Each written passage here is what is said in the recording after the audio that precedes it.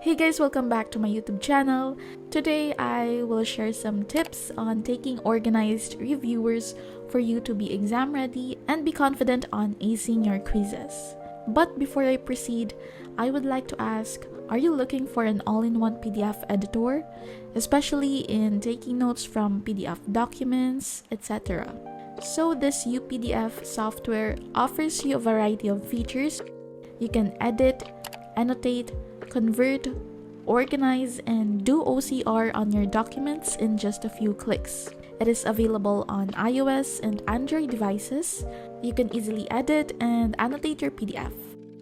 These are some of its menus. Another thing is you can convert your PDF. Their OCR feature allows the software to recognize text in the document. There's also the add a signature feature to sign your documents easily. Next is their organized PDF feature, which allows you to reorder, delete, insert, split, extract, and replace pages. And if you need help with having a huge PDF file size, UPDF has this reduce PDF file size feature. They have other more menus that are helpful. You can check out their website and the link is in the description box below. So if you want to try out this PDF editor, don't forget to use my code or click on the link below. And that is all for UPDF, and thank you to UPDF for sponsoring this portion of the video. And yes, let's get right into the video.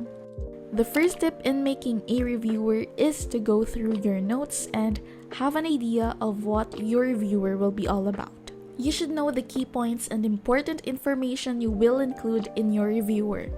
If you are making a reviewer from a textbook, go over the last page of the chapter or on the chapter test to know the important points the author wants you to know. The second is to summarize or rephrase the information in a way you understand it or try to simplify it.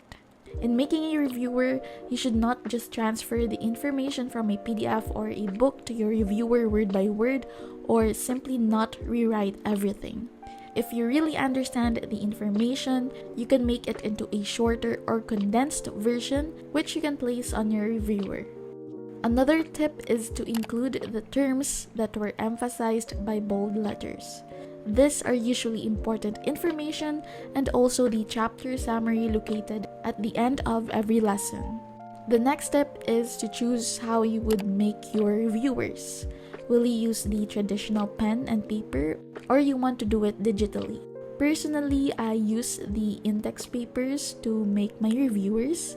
This is much easier to bring and it is more compact. But if you want to use digital templates and have a cute and aesthetic reviewers, use templates you can find online to save you time. And if you haven't know, I have a bunch of free templates for Google Docs and MS Words that you can use, and I also have tutorials on my YouTube channel. Lastly, if you are making a reviewer from a PDF, it is a must to use a nice and student-friendly PDF editor. And I do recommend UPDF, which is the software I discussed in the first part of this video. And again, if you want to know more about it and if you want to try it, just click on the link below. So to summarize, make sure in making your reviewers for exams, it is the summary of the chapter or the lesson and only includes the important points or key points. Refrain from including the exact word by word. For example, if you're adding dates, do not copy the textbook. Instead, use bullets and arrows and directly point out the information. And that is all for today's video, guys.